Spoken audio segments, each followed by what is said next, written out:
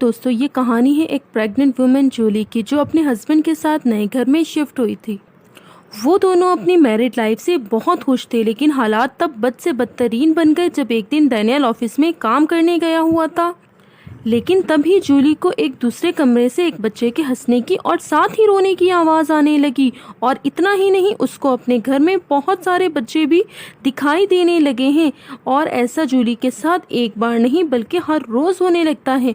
वहीं जूली और डैनियल को कुछ भी समझ नहीं आ रहा था कि उनके साथ इस घर में क्या हो रहा है। लेकिन आखिर में इन्हें इस घर के बारे में ऐसे भयानक और खौफनाक राज पता चलते हैं जिनको जानकर इनके होश उड़ जाते हैं। चलिए जानते हैं कि आखिर राज क्या है। तो कहानी की शुरुआत में हम एक शादीशुदा कपल को देखते हैं जिनके नाम डैनियल और जूली थे। दरअसल ये दोनों जल्द ही एक बच्चे के पेरेंट्स बनने वाले थे, क्योंकि जूली प्रेग्नेंट होती है। और ये रीज़न था कि दोनों ही अपनी ज़िंदगी की एक नई शुरुआत करना चाहते थे, जिसके लिए डैनियल ने एक बहुत ही खूबसूरत लोकेशन में एक पुराना घर लिया था, जिसमें अभी मुरम्मत का काफ़ी सारा काम होना बाकी था, जो नए मेहमान यानी कि बेबी के आने तक पूरा हो जाएगा। यही रीज़न था कि ये लोग उस घर में शिफ्ट हुए थे, जो असल में जूली को काफ़ी ज़्यादा पसंद आता है।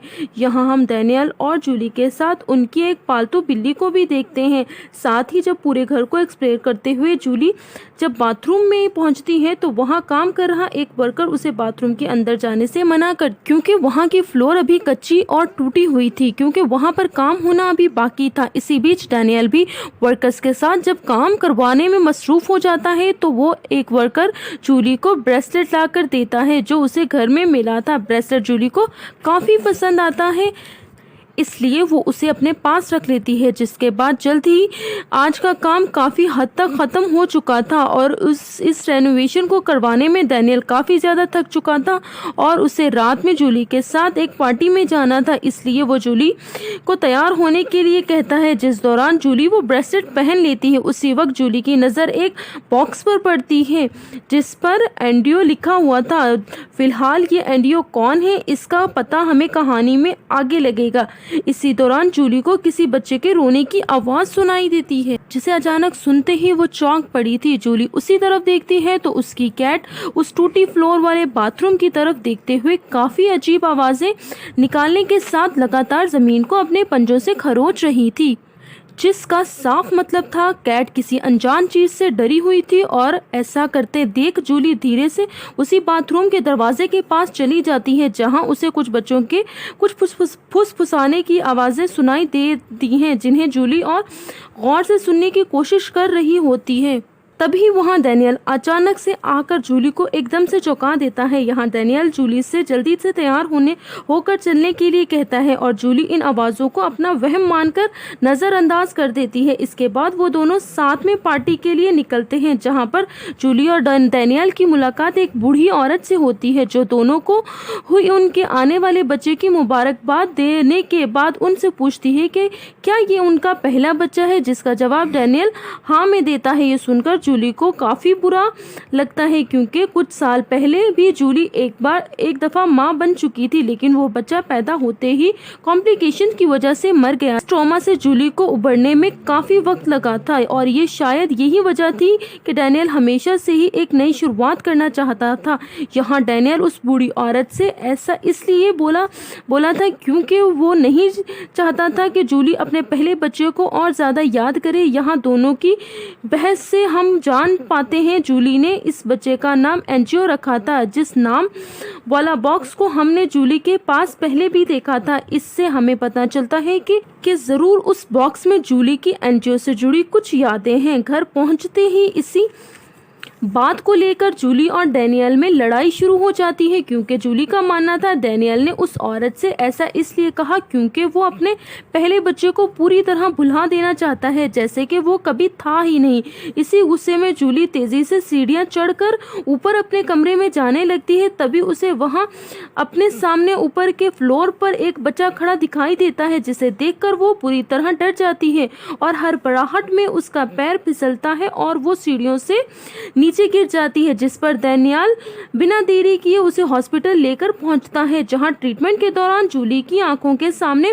उसी वक्त का फ्लैशबैक लगातार आ रहा होता है जब उसने एनजीओ को जन्म दिया था। यहाँ एक बात और साफ हो जाती है, जब जूली का पहला बच्चा मरा हुआ पैदा हुआ तो उस गम की वजह से जूली की दिमागी हालत कुछ दिनों के लिए खराब हो गई थी। इसी वजह से काफी दिनों तक उसका दिमागी इलाज भी चला। कुछ देर जूली का इलाज करने के बाद डॉक्टर डैनियल और जूली को बताते हैं कि इस घटना के कारण इनके बच्चे को तो कुछ नहीं हुआ, लेकिन जूली की कॉम्प्लिकेशंस बढ़ सकती हैं। इसलिए डॉक्टर जूली को तब तक कंप्लीट बेड रेस्ट की सलाह देते हैं जब तक कि वो इस बच्चे को जन्म नहीं दे देती। ये सब जानने के बाद डैनियल जूली को घर लेकर आता है, जहां उसने जूली के लिए सारी तैयारियां कर ली थी, जैसे कि उसने जूली को एक वॉकी-टॉकी दिया था ताकि वो बेड पर आराम करते हुए जब चाहे डैनियल को बुला सके।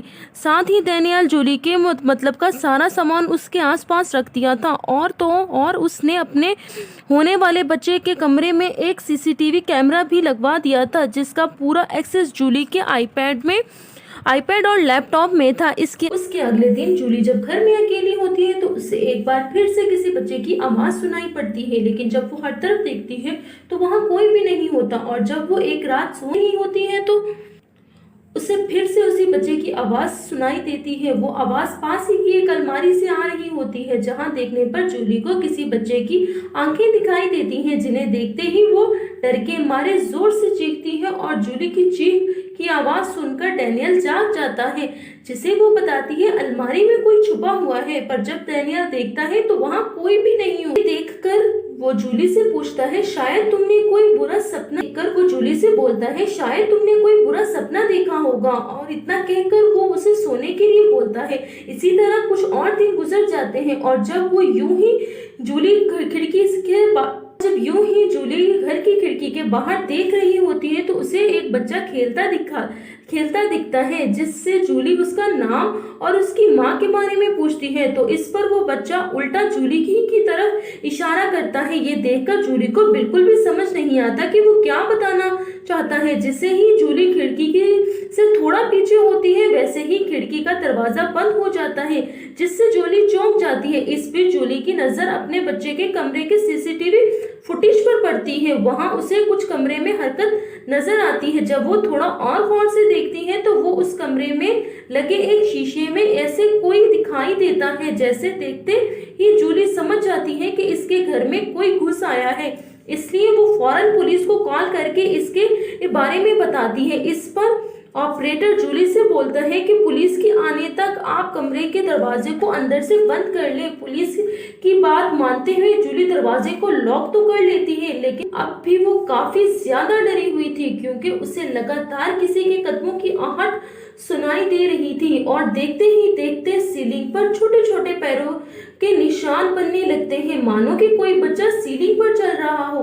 जूली की हालत और भी ज्यादा खराब हो जाती है। तब तक पुलिस वहां पर पहुंच जाती है, जिनके साथ डैनियल भी घर पहुंच चुका था। अब यहाँ उसे पता लगता है कि जूली ने कॉल करके पुलिस को घर में किसी के मौजूद होने की खबर दी थी, लेकिन उन्होंने पूरा घर छान मारा पर इन्हें कोई भी नहीं मिला। पुलिस की बात सुनकर डैनियल को लगता है जूली अभी भी एनजीओ की मौत को भुला नहीं पाई, इसीलिए वो ऐसी हरकतें कर रही है। यहाँ जूली के अकेलेपन को दूर करने और इसका ख्याल रखने के लिए डैनियल एक प्राइवेट नर्स को रखने का फैसला करता है, ताकि वो अपने इस ट्रॉमा से बाहर निकल सके। इसी रात जब जूली एनजीओ वाला बॉक्स खोलकर देख रही होती है तो उसमें एनजीओ के कुछ खिलौने वगैरह रखे होते हैं, जिन्हें देखकर जूली काफी ज्यादा इमोशनल हो जाती है। जब जूली इस बॉक्स को बंद करके वापस रख देती है, इसी दौरान जब जूली की नजर सीलिंग पर जाती है तो एनजीओ की टॉय कार वहां अपने आप चल रही होती है। चलता देखकर जूली एकदम चौंक जाती है। वैसे ही वो कार उसके पास नीचे गिर पड़ती है। फिर उसे अपने सामने एक बच्चा दिखाई देता है जो वहां से भाग जाता है। इस बार जूली उस बच्चे से डरने के बजाय उसे ढूंढने लग जाती है, क्योंकि उसे ये इसका बच्चा एनजीओ था जो अब तक 5 साल की हो गई, जिसकी उम्र अब तक 5 साल हो गई होगी। जूली का मानना था कि यही वजह है मुझे एनजीओ इस रूप में दिखाई दे रहा है। अगली सुबह जूली देखती है डैनियल ने डेल्मी नाम की एक प्राइवेट नर्स को रख लिया है, जो जूली का ख्याल रखने के साथ साथ इसके साथ वक्त गुजारती है, जिस कारण जूली जल्द ही उससे घुल मिल जाती है और बातों ही बातों में जूली डेल्मी से एंजियो के बारे में शेयर करती है, जिससे डेल्मी अपने बारे में बताते हुए कहती है, मैं कभी माँ नहीं बन सकती, इसलिए मैंने लोगों की मदद करने का फैसला किया, जिससे मुझे सुकून मिलता है। डेल्मी जूली को काफी अच्छे से समझाते हुए दिलासा देती है। एक जब जूली नहा रही होती है तो उसे उस वक्त वही बच्चा नजर आता है, साथ ही उसके पेट में काफी जोर से दर्द उठता है, जिससे जूली बुरी तरह चीख पड़ती है। इसकी यह हालत देखकर डेल्मी और डैनियल दोनों ही उसे संभालते हैं, जिस कारण जूली को देखने एक डॉक्टर आता है और जूली की हालत देखकर वो डैनियल को सलाह देता है कि अगर जूली की हालत नहीं सुधरी तो हमें जूली को मेंटल हॉस्पिटल लेकर जाना पड़ेगा। इस बारे में जब जूली को पता चलता है तो वो काफी ज्यादा दुखी हो जाती है। इसके बाद एक रात जब जूली आराम से बैठकर एक बुक पढ़ रही होती है तो उसके बेड के नीचे से एक बॉल रोल करते हुए बाहर आती है, जिसे देखकर जूली को लगता है बेड के नीचे उसकी बिल्ली है जो उसके साथ खेलना चाहती है, लेकिन कैट उसी वक्त दूसरी तरफ दिखाई देती है। ये देखने के लिए कि बेड के नीचे कौन है, जूली एक शीशे की मदद से देखती है, जहां उसे फिर से वही बच्चा दिखाई देता है। जूली को इस बीच यकीन हो गया था कि ये बच्चा असल एंजियो ही है, जो उसे कुछ तो कहना चाहता है। इसलिए जब वो नहा रही होती है तो जूली उसे एंजियो का नाम लेकर पुकारती है, जिस पर वो बच्चा उसके सामने आकर खड़ा हो जाता है। वो जूली से कहता है, जितना जल्दी हो सके तुम यहाँ से भाग जाओ, क्योंकि वो तुम्हारे बच्चे को मार डालेगी। ये बात सुनकर जूली उससे पूछती है, कौन है वो? तुम किसकी बात कर रहे हो? जिस पर वो बच्चा बिना कुछ बोले वहां से भाग जाता है और यहाँ जूली को लगता है एंजियो शायद डेल्मी के बारे में कह रहा है, जिस कारण जूली डैनियल से डेल्मी को निकाल देने का कहती है, जिसका कारण पूछने पर वो डैनियल को सब कुछ सच बता देती है। जिस बात को सुनकर डैनियल को इसकी किसी भी बात का यकीन नहीं करता और वहां से परेशान होकर चला जाता है, क्योंकि उसे लग रहा था जूली का दिमाग पूरी तरह खराब हो चुका है। और जब ये बात ज्यादा बढ़ने लगती है तो देखते ही देखते दोनों में फिर से बहस होने लगती है, जो बाहर खड़ी डेल्मी भी सुन रही थी। इसी वजह से डैनियल के जाने के बाद डेल्मी जूली के पास जाकर उसे समझाते हुए कहती है कि तुम अकेली नहीं हो जिसने अपने बच्चे को खोया है। आज तुम जिस घर में बैठी हो वो घर असल में मेलिंडा कैसी नाम की एक औरत का है, जिसका एक्सीडेंट की वजह से अपने बच्चे को खो दिया। तब से वो तुम्हारी ही तरह डिप्रेशन में थी। फिर एक दिन उसने अपने बच्चों की जान ले ली। इस तरह उसका पूरा परिवार खत्म हो गया। अब ये तुम्हारे हाथ में है कि तुम एकदम मेलिंडा कैसी की तरह बन जाओ और जो है वो भी गवा दो, या सब कुछ भुलाकर अच्छे से अपनी जिंदगी में आगे बढ़ो। डेल्मी की बात सुनकर जूली फैसला करती है कि मैं एक बार फिर से जिंदगी जीने की कोशिश करूंगी। मगर मेलिंडा की बात सुनकर जूली इस ब्रेसलेट को देखती है जो उसे एक वर्कर ने उस घर पे मिलने पर दिया था, जिस पर MK लिखा हुआ था और मेलिंडा कैसी के इनिशियल लेटर्स भी यही थे। इसलिए जूली को यह समझने में देर नहीं लगती कि ये ब्रेसलेट मेलिंडा का है, जिस कारण वो उसे फौरन उतार देती है। और फिर जूली को और पता करने पर मालूम होता है कि डेल्मी इससे सच बोल रही थी, क्योंकि मेलिंडा सच में इस घर की पिछली मालकिन थी। यहाँ इस घर के ब्रोकर्स के जरिए उसे जानने को मिलता है कि जब मेलिंडा ने एक्सीडेंट की वजह से अपने बच्चे को खोया था, इस सदमे को वो बर्दाश्त नहीं कर पाई थी और उसने अपने पहले 3 बच्चों को बाथटब में डिबोकर मारने के बाद वो खुद भी सुसाइड कर ली। मतलब मेलिंडा पूरी तरह पागल हो चुकी थी। इसके बाद जूली को पुराने न्यूज़पेपर से मेलिंडा के 3 बच्चों की तस्वीर मिलती है। जैसे जब वो देखती है तो उसमें एक बच्चे की शक्ल बिल्कुल उसकी तरह थी जो उसे दिखता था। यहाँ जूली को ये समझ आ जाता है कि वो बच्चा उसका बेटा एंजियो नहीं बल्कि मेलिंडा का बेटा है। वो लगातार जूली को किसी से बचने का कह रहा है, जिस बारे में पता करने के लिए इस बार जूली एक वैक्यूम क्लीनर में अपना फोन लगाकर दूसरे कमरे में भेजती है। यहाँ जूली अपने फोन का कैमरा ऑन कर दिया था ताकि वो सब कुछ देख सके। इसमें जूली को 3 बच्चे नजर आते हैं। जूली इनसे पूछती है, मेरे बच्चे को कौन मारना चाहता है? उसका नाम मेलिंड्रा है। इसके इस सवाल को सुनते ही तीनों बच्चे वहां से गायब हो जाते हैं और इस पूरी जगह अंधेरा छा जाता है। यहाँ पहली बार जूली का सामना मेलिंड्रा की आत्मा से होता है, जो जूली को काफी बुरी तरह डराती है। यहाँ हम देखते हैं कोई जूली के पेट से उसके बच्चे को निकालने की कोशिश कर रहा है, क्योंकि हम इसके पेट पे किसी के हाथ के निशान उभरते हुए देखते हैं, जिससे वो बुरी तरह डर जाती है। और जूली की ये हालत देखकर डेल्मी को लगता है इसके बच्चे को जन्म देने का वक्त आ गया है। इसलिए वो फौरन डैनियल को बुलाती है, जिनसे जूली बोलती है, तुम लोग मुझे इस घर से बाहर ले चलो, नहीं तो वो मेरे बच्चे को मार डालेगी। जिसकी इस बात दोनों ही ध्यान नहीं देते। जूली दोनों ही को मेलिंड्रा के बारे में सब कुछ बताती है, मगर कोई इसकी बातों पर यकीन नहीं करता। पर तभी एक अलमारी से निकलकर डैनियल और डेल्मी दोनों के सामने एक बच्चा आ जाता है और वो कहता है मम्मी आ चुकी हैं, और इतना कहकर वो अजीब तरीके से रेंगते हुए वहां से चला जाता है। यहाँ सब कुछ डैनियल पूरी तरह हैरान था, क्योंकि उसे यकीन हो गया था कि अब तक जूली जो भी कह रही थी वो सब सच था। इसलिए अब उसकी बात मानते हुए डैनियल अब उससे घर के बाहर लेकर जाने के लिए सोचने लगता है, लेकिन अब तक बहुत देर हो चुकी थी, क्योंकि जैसे ही वो जूली को लेकर घर से बाहर निकलने की कोशिश करता है, वैसे ही मेलिंड्रा की आत्मा बाहर जाने के सभी दरवाजों को बंद कर देती है। फिर डेल्मी को भी अपनी शक्तियों के इस्तेमाल से खिड़की से बाहर फेंक कर उसकी जान ले लेती है। और जब इतने के बाद भी डैनियल हार नहीं मानता, तो मेलिंड्रा इसके सर पर झूमर गिराकर उस डैनियल को बेहोश कर देती है। इसके बाद वो जूली को अकेला पाकर उसे खींचकर उसी बाथरूम में ले जाती है, जिसकी फ्लोर टूटी हुई थी। यहाँ मेलिंड्रा जूली को एक बाथटब में लिटाकर उसके बच्चे को बाहर निकालने की कोशिश करती है। और यहाँ हम पहली बार मेलिंड्रा को देखते हैं, जो बच्चे के पैदा होते ही उसे मारने की कोशिश करती है। ये देखकर जूली को याद आता है कि यहाँ की जमीन तो कच्ची है, इसलिए वो नीचे की तरफ कई झटके मारती है और देखते ही देखते फ्लोर समेत जूली नीचे आकर गिरती है, जिसमें उसे काफी चोट लगती है, लेकिन उसने अपने बच्चे को बचा लिया था। साथ ही अब तक डैनियल को भी होश आ चुका था, इसलिए वो एक बार फिर से अपने बच्चे और बीवी को बचाने की कोशिश करता है। जूली कहती है वो इस वक्त इनके बच्चों को किसी तरह घर से बाहर ले जाए।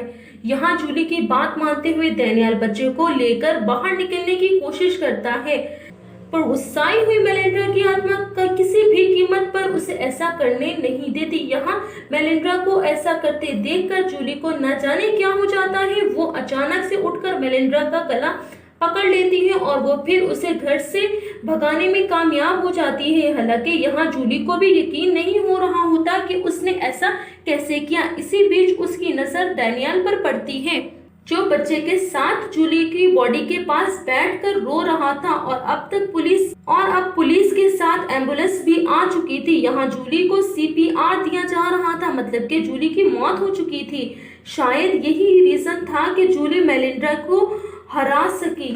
फिर हम देखते हैं जूली अपनी मौत से बिल्कुल भी खुश नहीं थी, क्योंकि वो अपनी जिंदगी अपने बच्चे के साथ जीना चाहती थी, मगर शायद अब बहुत देर हो चुकी थी। इसी दौरान जूली को किसी छोटे बच्चे के रोने की आवाज सुनाई देती है। जैसे ही वो जाकर देखती है, वो असल में उनका बेटा एंजियो था। वह एंजियो को देखते ही बहुत ही प्यार के साथ गोद में उठा लेती है। तभी वहां डेल्मी की आत्मा आती है, जिसे जूली एंजियो को सौंप देती है, ताकि वो आराम से आफ्टर लाइफ में पीसफुली जा सके। यहाँ लगातार CPR देने की वजह से जूली की आत्मा वापस से अपनी बॉडी में चली जाती है और वो जिंदा हो जाती है। सही सलामत देखकर डैनियल काफी ज्यादा खुश हो जाता है। जूली को सही सलामत देखकर डैनियल काफी ज्यादा खुश होता है।